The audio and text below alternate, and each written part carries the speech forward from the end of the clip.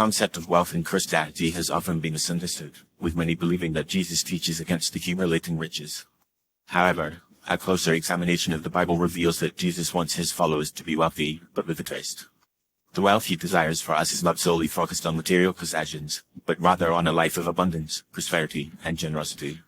In the Bible, Jesus teaches that our relationship with money is a reflection of our relationship with God. He says, "Where your treasure is, there your heart will be," also Matthew 6:21. This verse is often used to warn against the dangers of loving money, but it also implies that our treasure, or wealth, can be a reflection of our love for God.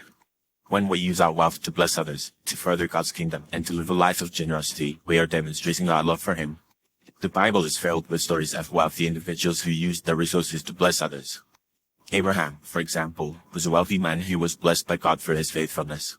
He used his wealth to provide for his family, to entertain guests, and to show hospitality to strangers.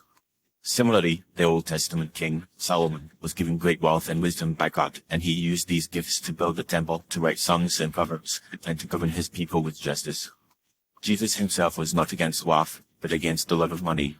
He taught that it is impossible to serve both God and money, Luke 16:13, but he also said that we can use our wealth to store up treasures in heaven, Matthew 6:20. This implies that wealth can be a tool for good, when used in a way that honors God. In fact, the Bible teaches that God wants us to prosper, to be in good health, and to have an abundance of everything we need, 3 John 1:2.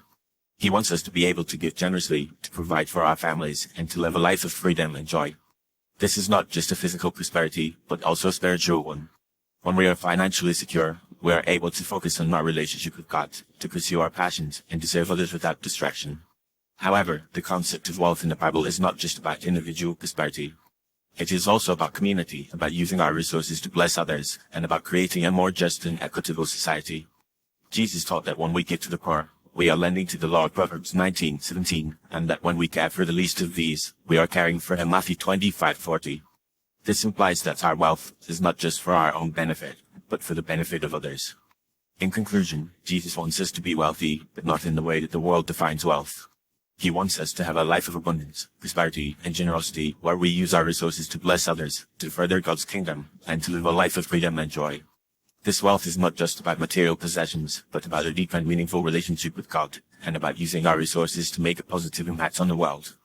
When we view wealth in this way, we can see that this is not something to be ashamed of, but something to be grateful for, and something to be used for the glory of God.